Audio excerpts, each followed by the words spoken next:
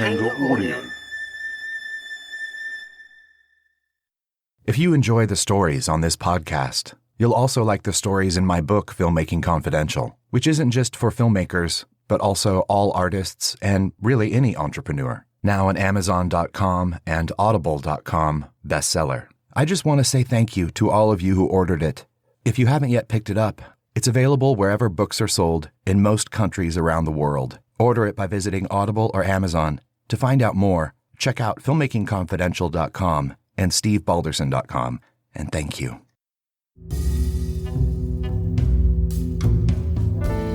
I'm Steve Balderson, and you're listening to the Filmmaking Confidential podcast. Each week, we meet with filmmakers, writers, actors, artists, and other notables. Today's guest is filmmaker Ronni Thomas. His films have screened at festivals around the world, as well as museums and institutions, including Carnegie Hall and the Met. His films have been honored by BAFTA, Tribeca Film Institute, Raindance Film UK, the British Independent Film Awards, and many others. His latest is AMC series, The Broken and the Bad, a 6-film docu-series on the real-life themes of Breaking Bad and Better Call Saul, and features Giancarlo Esposito. Broken and the Bad, that AMC series was just like, that whole situation was just, well, I mean, it was the biggest thing in my career. That was a situation where you're like, I'm not going to fuck this up. I'm not going to take it serious. But we were teasing border agents with drones. I mean, we went from like, we were down at the border in Nogales, Arizona. And at first we were like, I don't think we should be flying drones over the border, to basically coming down on these like guys in their border cars and just like taunting them and then just zipping away. We get out of the car and they just start looking. And we were the customs agent and he's cracking up because he's a lunatic as well. And how did that project come about? Everything with my career is just happenstance. I happened to be at the right place, right time. I'm with this company called IKA Collective, and this job comes through to do something for Breaking Bad and Better Call Saul. I never saw the shows, but I knew they were huge. You know, like I was like, oh yeah, this is big. I kind of, heard they were going to do like, it was going to be like a docu-series. Like, and I was like, okay, we're getting closer to what I can do. We're getting closer to be able to justify, like, I'm the guy that has to do this. And then I was like, it's a first person doc series. I was like, all right, I have to be the one to do this. So really, I just like nagged until they were just like, fine. Like, you want to do the first film? Like, there was 6 total. They're like, you want to do the first one? Go to West Virginia, which is where it was being filmed. And, let's see what you come back with. And while we're down there, there was a big turnaround at AMC and they were like, I don't think we're going to do this series. I don't know. We're having second thoughts. Get what you get, come back and we'll renegotiate. We'll figure out if we're even going to do this series. Maybe it'll be a one little thing, whatever. Your wheels start turning at that point. You're like, okay, if I do a really fucking good job with this one, then I think they'll change their mind. And so they did. I just blew it out of the water and sent them. They were expecting like this really cheapy, because the budget wasn't huge. It wasn't bad. I mean, it was good. And from that moment on, they were like, oh yeah, give us 5 more and do your thing. And they were awesome. They were really, really cool. They let me do whatever the hell I want. And some of the stuff, like the racier stuff, they wanted me to scale back on just to make it more family friendly kind of, which is so weird because Breaking Bad turned out to be such a disastrous show. And it was cool. I mean, to be in that world at that level and, working with those producers, and you're like, man, and then I finally watched the show and I was like, wow, this is some, expert filmmaking. I mean, this is amazing storytelling. It was dark, but it was just phenomenal. And then you're like, okay, well, I want to do as good with this as they did with that, with what they had and what I have with this. So I guess it's hard work, even though I pretend I don't work very hard. You make it look easy, right? But like, I didn't, I was a working class, middle class kid in Brooklyn. You weren't taught to think that you can do that. So I never thought, okay, I can make films for a living.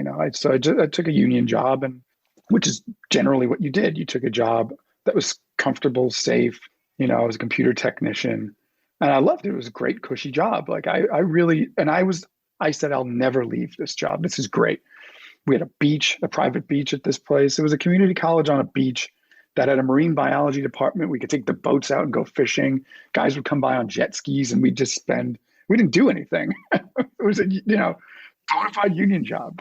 And then I got offered, I love this story. And it's because it's such serendipity. My friend had taken a job with Troma, films, and they were filming Terror Firmer or Citizen Toxic, Toxic 4, Toxic Avenger Part 4. And he goes, hey, I knew he'd gotten the job and I was just seething with envy and like, man, if there's ever a chance, just have me over. He's like, you'd hate it. These people are crazy. I'm like, I don't care. I'm crazy too. So finally they were doing pickup shots for Toxic 4. And he's like, they're doing some shooting. You want to come down and get covered in blood? And I'm like, yeah, are you kidding me? Like that's a dream come true for me. I'd written to Troma like 50 times, like, hey, I want to come down. I'll work for free, whatever, over the years. And then when I realized, oh, it's probably big business, I don't know anything about it. So I get down to the shoot and, I'm just like in heaven. Like Lloyd, who is insane. I mean, just barking at people. I get that fucking thing and that fucking thing and this and that. And he's a lunatic, but I'm not intimidated by anything. And then, sometime during the day, he just lays into some guy and he's just like, get the fuck out of here. That's not, and he screams and yells at him, kicks him off his set. And then he just points straight. He's like, you look like you're a smart guy. I was like, yeah. He's like, you looking for a job? I was like, yes, I am. Everyone's just looking at me like, all right, this guy does not know what he just got himself in for. And even the guy who had just gotten kicked up, he was like, good luck, pal. It turns out like the job was to develop their DVDs, which was the greatest opportunity when I look back, because their DVD content, and if you look at it, like the stuff we were doing, the Cannibal the Musical and Citizen Toxic and all these old DVDs were loaded with filmed extra material. So any extra material that had to be done, essentially I was learning how to make films because I didn't know a thing about anything. I mean, I'm intuitive and I'm smart, oddly enough.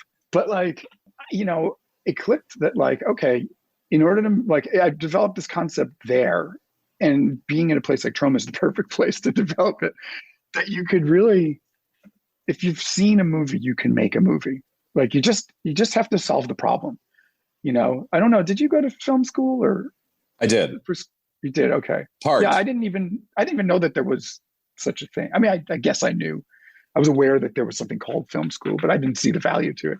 But that was my schooling at Troma, because that was like, okay, I wouldn't get yelled at much. People generally don't yell at me. Either they feel bad because I'm so pathetic, or they're just afraid. It's somewhere in between. But me and Lloyd we got along really well. I didn't complain about the pay. Everyone else did, because I'm being paid to learn how to make films. And I was there when James Gunn was there. Eli Roth would come through. Terry Jones would just show up randomly. Terry Jones is he was the one who got us air conditioning, because we were sweating our ass off in this building. And it was like 5 flights walk up to our office. And he's this, tall British guy, and he, and Terry Jones from Monty Python, and like the Terry Jones. And he just collapses. He gets to the top of the stairs and like, why don't you guys have air conditioning up here? What the fuck? We've been asking for it for over a month now. Like, get yourselves, I don't care, just put in a PO and get some goddamn air conditioning so that Terry Jones doesn't faint again. And he's laughing too. Lloyd's just like, he's half yelling at you and half laughing. Like I think people with him, and with a lot of people who are like, a lot of times people are just in film, especially, people are just yelling through you. They're not really yelling at you. Like that whole, who's that Christian Bale guy? Like, I kind of get, like, maybe it was an asshole thing to do and he's screaming and yelling, but like, I feel like you get into a space and you just let it out, like you have to like show your aggravation, but you can't take it personally, right? Well, or I've So noticed never I do it did. when I get passionate. I get louder for no reason. Yeah, right. You know, I don't think I'd have, I don't, the only people I've ever yelled toward and then had a private conversation were people who were being disrespectful to other people on my set or on my shoot. I've had arguments for sure. Usually it's with my photographer, but we've been together since pretty much we started. And like it's a relationship, and you can tell. And most people are like, all right, they're just hashing it out. You know, I mean, like if you have any, like my crew are usually the same people because there's that comfort there. You know, I've always had like a gang, and you're the cameraman, you're the sound guy. Everyone pitches in a little bit. You're doing production design. We're going to make this happen. Your special effects. A lot of them really are, you know, we were all doing like kind of A-list work at Z-list prices. So I take a John Waters approach. It's like, if you're not having a good time on my set, you know, just take a hike, because that's the name of the game. I think I was telling you last time we talked, I'm doing this feature film, and I don't know if you've ever been to Cairo or whatever. You have. Yeah. So you know the routine, you know. So you land and almost immediately you're assaulted with like, my friend, let me show you this. Let me do this. Like you can't go 2 feet without somebody, and it's not malevolent. It's just annoying. So I don't know if you had the same experience. And we were staying in Giza. So, you know, thinking like, oh, that's smart. We're going to stay. We were like legitimately under the pyramids and the Sphinx. So they just let this, I mean, it's a shithole. I mean, buildings are just falling down and people are having dinner. And so, I mean, from the get-go, we were like hijacked by some taxi driver who took us all around the city. And it was a $5 trip that turned into a $200 trip that turned into $200 plus a dinner. I mean, from the moment I landed, I was whisked away to all different. Then I got to go buy a papyrus from the hotel owner's brother. So, you know, we'd go to all these ancient sites and I'd have my camera. So, because I'm trying to make this movie, which at this point, I don't even know what it is. I know I wanted to go to Egypt. And I'm just, you know, the first stop is, you know, Saqqara, the step pyramid. And, you know, the guy just, you know, kind of goes, come. I mean, he just rips a chunk off of it, puts it in my hand, and he's like, $20, 20 or whatever. It was like 15 cents for me. I was like, all right, fine. Stuck him in my pocket. Great pyramids. Someone rips a chunk off. The Sphinx, this guy like chisels away a little piece. And then just, I'm like, not knowing I could be killed for this. Like I didn't know, like I didn't even want them, but I wasn't going to turn them down. So long story short, you know, we didn't wind up filming very much because I just couldn't. Like I'd get permission to film, and then the guards would be like, no filming. And then they'd be like, give me camera, I take your pictures. They thought I wanted to take pictures of myself in these places. And I was like, no, I just want to film. I'm doing a project. I have permission. I'd show it to them. You'd get it from their ministry. You have to pay for it too. And they would just like, no, they'll give me $50 and then I take your picture. You're in I was like, I don't care. I don't want to be in the picture. Did you pay them and then they let you film anything or no? For like 30 seconds. So it was these short bursts, and then they'd harass me again. They were like, come. And I was just, you know, I'm a New Yorker. I was born and raised in the city. You walk down Times Square or Canal Street in the 1980s or 90s, that's all you had, and you learned to avoid it. So you were just like, oh my God, like I can't take another minute of this, because it's not threatening. It's just irritating. You know, yeah. You're just annoyed by it. And so it was an adventure for sure. And then I'm struggling to finish that film, as you always do, because I love them being so honest. But it's like, you know, when you're just halfway into a project, you know, like the Breaking Bad series I just did, I was so into it. And I just realized, like, it was a year ago about today that we started filming that series. And I was like, wow, I made 6 films in that period of time. And then I've got this one film that it's so hard to get through because you're struggling to figure out what it is. Whereas the Breaking Bad series, the Broken in Bad, it was so lucid for me. I knew exactly what it was. And a lot of the other films I make, I know what they are before I make them. I don't know if your process is the same, but like, I know exactly what I want, even if it's documentary, which is mostly now what I do. Yeah. I mean, I've only made one true documentary that took a year. Okay. The other documentaries that I made were like my phone sex documentary, which was just voicemails, and it was just me taking them and stitching them together. It didn't take much. It didn't take a long time. But you talk about Womego, your and those doc? And those were basically just glorified behind the scenes movies. It's not like so what I do is very character driven. Almost every film for the past 12 or 13 years, no, God, almost 15 years, because I was doing these little narrative shorts, and then I did this little doc series, and it just hit. Like, when like you just see the numbers, especially early on, like that, like over a decade ago, when it wasn't that big to do little web series or doc series or things like that. So I was one of the first people to do that, and you just watch your numbers like thousands and thousands. And we come from the festival world, so it's like you got 100 people at a festival versus thousands of people making it to the end of these little short films you're making. And I kind of based it on this Errol Morris series called First Person. Like a friend of mine, my friend Jimmy Fields, had showed it to me. And he's a filmmaker too. He made the Ramones doc, End of the Century. And I was just like, man, I didn't know you can make movies like that. Like just one person, see where they go with what they're talking about. And so I had all these interesting friends because I was hooked up with this arts group called Morbid Anatomy and Brooklyn Observatory, which like looking back, like how fortunate to be part of the scene. And then it exploded, that scene. And I was one of very few people in it. And so, I have a camera, I want to make films. The narrative thing was great, but they cost a lot, right? Like even short narrative films, I mean, we've both managed to make something out of nothing with no money, but like, this was cheaper. And if anything, it didn't cost anything. And these were people who wouldn't necessarily talk to some other asshole. They knew me, and they were like, the first woman was a pet mummifier who claimed to be a descendant of this sorcerer, Cagliostro. So, and we were friendly. So it's like, I wasn't going to make her look like an idiot. That would never be my intention, where she wouldn't talk to a lot of other people.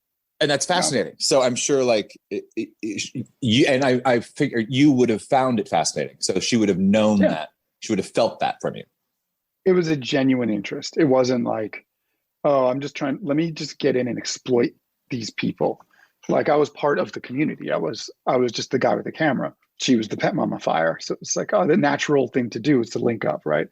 And to start making films about, taxidermy and shrunken heads and things like that, and things that I was just always kind of fascinated with. And then you have this, you're getting first hand look and all access to private collections, some of which would blow your mind. I mean, like you're talking human remains from like 10,000 years ago in somebody's living room. I mean, I walked into this guy's house and he just had a Greco-Roman mummy just laying on his floor. I left with bones and wrappings and stuff, it really was fortunate. So then you see those numbers just like, man, people are finally watching my shit. And then you're like, what do you do now? Filmmaker Ronni Thomas.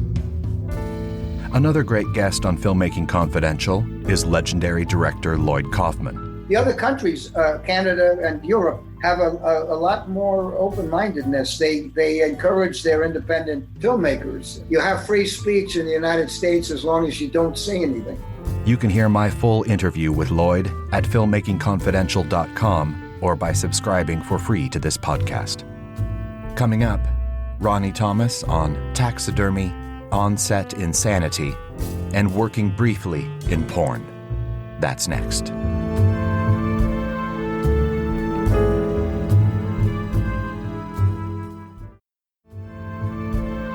Back to our conversation with filmmaker Ronni Thomas. I I needed to get out of Troma, and the guy that was doing our DVDs ran a porno production company, but he wanted to go legit. He wanted to make legit movies, and I wanted to make legit movies. We made that Dee Dee doc actually at the porno place.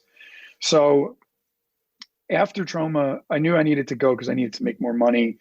And this guy was like dangling, I'm going to let you run the legit production company version of my porno company. But really, when I got there, I just had to make porn. So it was like, and it wasn't, you're not talking about, I think I wrote another article I wrote was on different, gonzo porn, the evolution of gonzo porn, which is just like, get in there, bang, get out. And that's what I was working on, and it was no internet at the time because, it wasn't, internet porn didn't come on the scene till way later. I was basically doing like 10-hour pornographic DVDs, and you get really fatigued, and it's really depressing too, because you're looking behind the scenes. And, I did 3 years in porno, and really low grade porno. And especially editorially, you're watching these things and you're making like scene after scene, and they're really depressed. A lot of these people, the contract girls, as they call them, are the only ones treated well. Men, especially, like the men are really, really treated like poorly. I don't know that they'd ever talk about that, but like you'd hear them just lay into these guys like, you fucking piece of meat, like the director, because obviously it's different for you. Heterosexual men are watching porn, they don't give a fuck about the guy. The guy's invisible. He's a penis, attached to a fleshy thing, right? And they just, it wasn't, fair. We did a lot of, gay porn as well. Oddly, a lot more fair. Like, obviously the men are the stars in that. But it was, it was tough because the recession, it was right after 9/11. And like everything in New York especially got so weird, and you're stuck in this place where what was sold to me as was that you're going to run this legit production company. We're going to make movies and you're going to be at the helm. And I was like, oh, I'm going to be like New Line Cinema. If you remember New Line Cinema, it's like, it was my dream. I grew up, watching 80s movies. I wanted to be Vidmark, and I thought I could do it. I really did, because I had a lot of friends at that time who had great ideas. And before I knew it, I was like trapped in this porno place, and I knew I needed to get out because it wasn't healthy. It was just a lot of drugs and alcohol, and that was never really my scene in that way. It was funny. There was a bordello next door, an S&M bordello. And the girls would come up the fire escape, go on the roof and come down, and we'd all hang out and drink and smoke. And they'd have little beepers. And when their Johns would come in, and they'd be like, oh, give me 20 minutes, I'll be back. And we would just hang out all day, just like sharing kind of stories with porno people and the S&M girls. And there's an interesting story there, like about like how that all went down. And then when I knew I needed to get out of there, I just was applying for job after job, not knowing what I needed to do. But I got a hit on this. I was just lying. I was like, 6 years in production and, like doing this, that, and the other thing, advertising work, just lying and lying and lying my ass off. And this company bit, this production company for high-end commercials. And I got in for the interview and, aced it. If I can get into the interview, I can get the job. Like I can talk my way into it.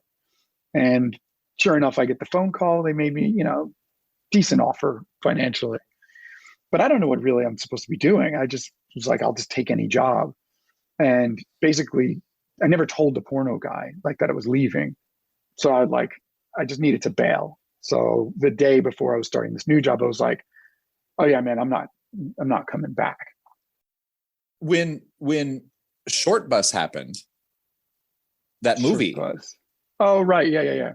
Right. It's like here's a narrative feature fictional film that has total explicit sex in it. Yeah. Hardcore pornography. I always said that's where it should go. that it should Yeah, be just a part of it, Yeah, there was another film. I can never remember the name of it. It was a San Francisco director, feature, hour and a half, well acted, well written. It looks beautiful.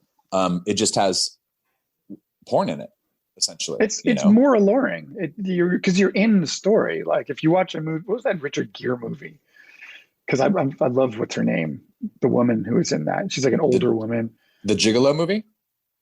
No. Where she was like having an affair. Like it was just really, this was an older woman having this like passionate affair. Oh, Diane Lane. I think it's called The Affair. Yeah, Diane Lane. I like her just because I like older women. And she's beautiful. But like that, it's so much more alluring when there's like this build up to it than just, the quickie. And I'm not putting down the quickie, I mean, that's right. Great, like get in, get out, see you later.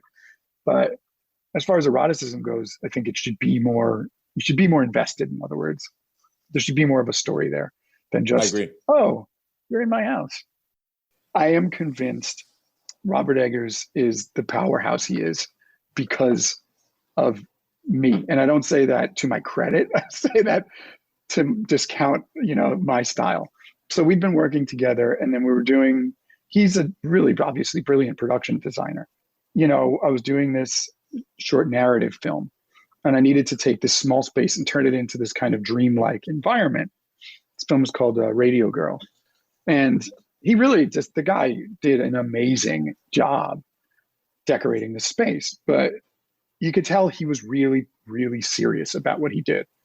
And we never clashed or anything like that, but I'm not fundamentally serious. I'm fundamentally serious, but I don't know what the right word is. Well, like you take, it's like you take it seriously, but you're not being rigid and like stern about it.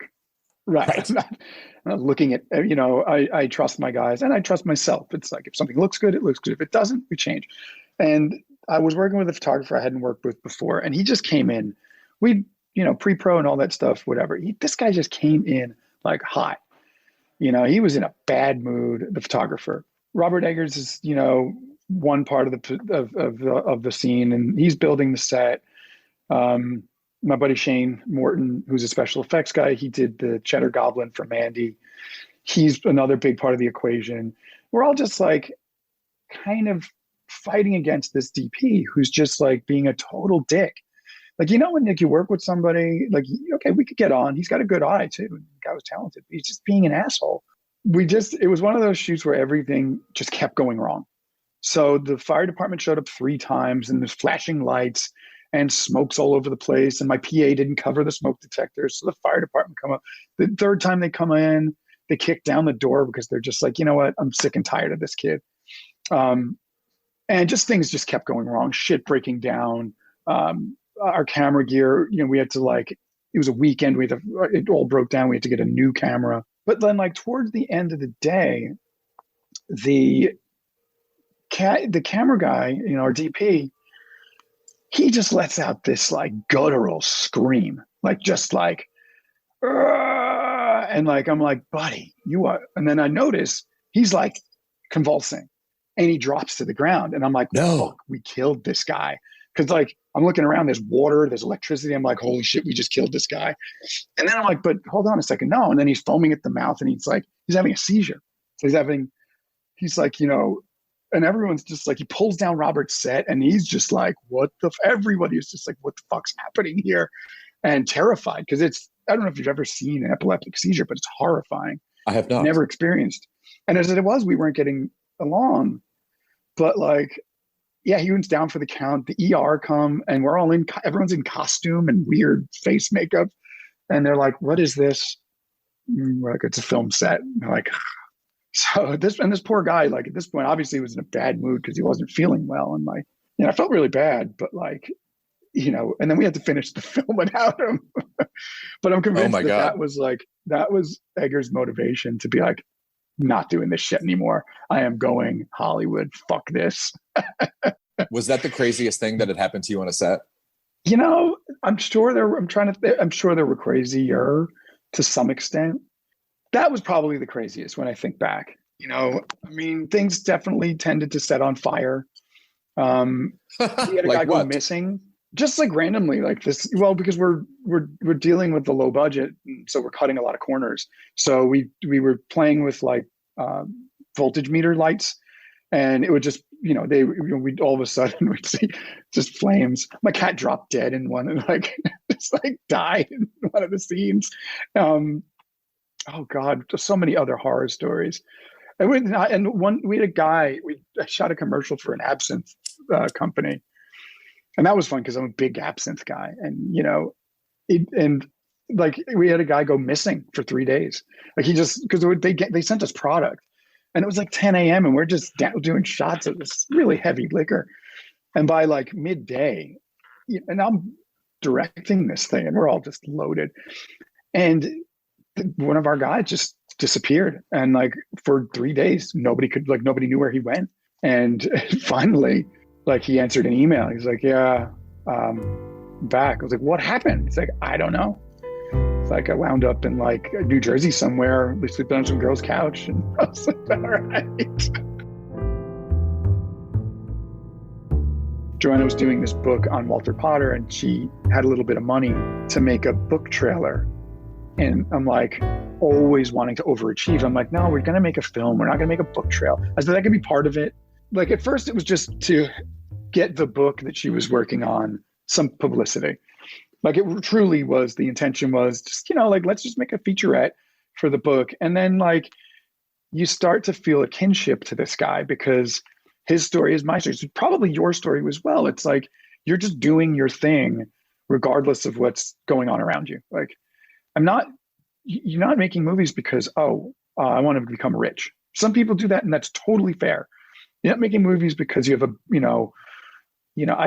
I need a career and I don't want to push pencils. Like, no, I'm making movies. I'm doing it the way I want to do it.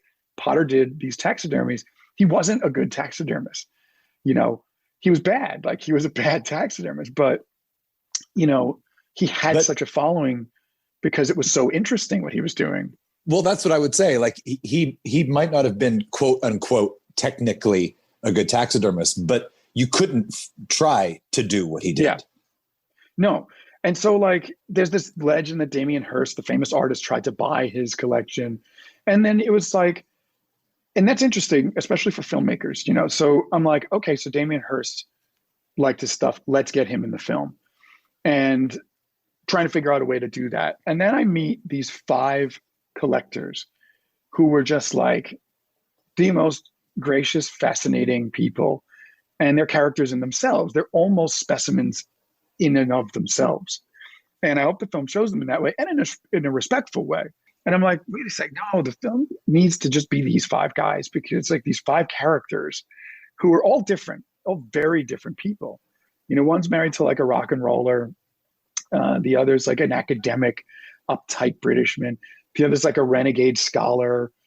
One's an auto mechanic, And so you have these like, and then our buddy John John White Knight, who's in the film, his home is just a fantasy land. I mean, you walk in and you're like, you walk back in time, and all that. That was the case with all this. And I'm like, I don't need Damien Hirst in this film. Like, fuck him. Like, who's Damien Hirst? He didn't even manage to get the damn stuff and salvage the museum. If it's even true, these people dedicated their lives to this obscure Victorian taxidermist.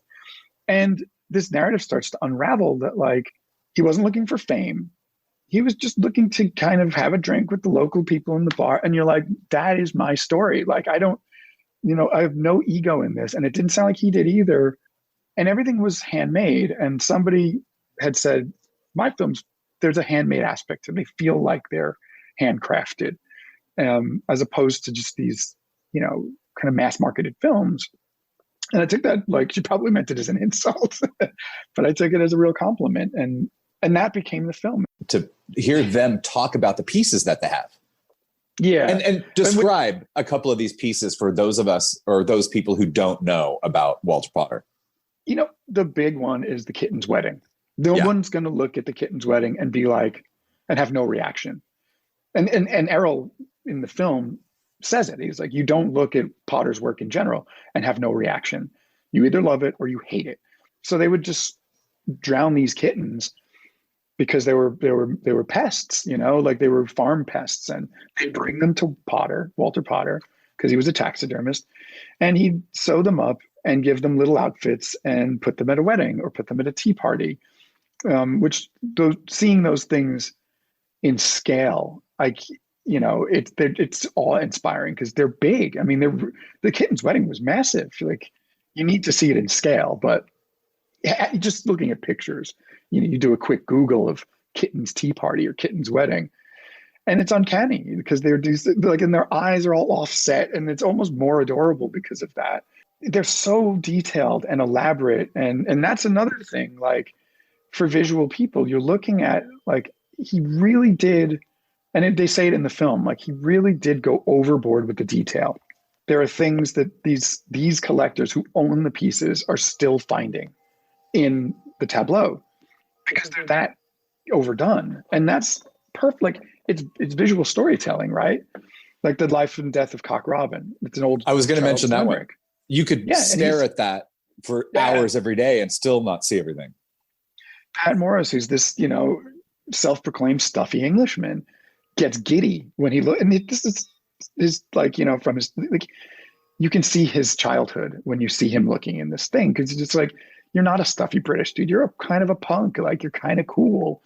You put up the front of, like, very, demure, and I'm very well spoken in this. In the end, you look at him looking into this tableau of these robins at the funeral, and you see this guy who's just, like, overwhelmed with joy, with owning this, no less, just being able to see it, and it's fascinating. I mean, and that's, I was just telling my wife, like, I always look for the child in the person. Like, that's when I like them, is when I can find, like, the little kid. And that's how I get to know people. It's like, as if we're kids in a playground. And it's like, when I don't see a little kid is when I don't interact with somebody. It's very rare. But when that child isn't there, then you should be afraid and run. Filmmaker Ronni Thomas. Find out more by visiting themidnightarchive.com. Tune in next time for more Filmmaking Confidential. It is totally free to subscribe, and when you subscribe, you'll get upcoming new episodes automatically, and you'll have free access to all our past shows. Please remember to rate and review. The Filmmaking Confidential podcast is a production of Dakanga Audio and produced by myself and Ella Spencer. Our theme music is composed by Kevin Robles. For more of the Filmmaking Confidential podcast, head over to filmmakingconfidential.com. If you have a question about filmmaking you'd like answered on the podcast, send me an email using the contact form on the website. To learn more of my filmmaking secrets, be sure to pick up a copy of the book Filmmaking Confidential, available on Audible, paperback, and ebook, wherever books are sold. I'm Steve Balderson. Thanks for listening and spreading the word. Until next time, keep making, keep doing, keep going.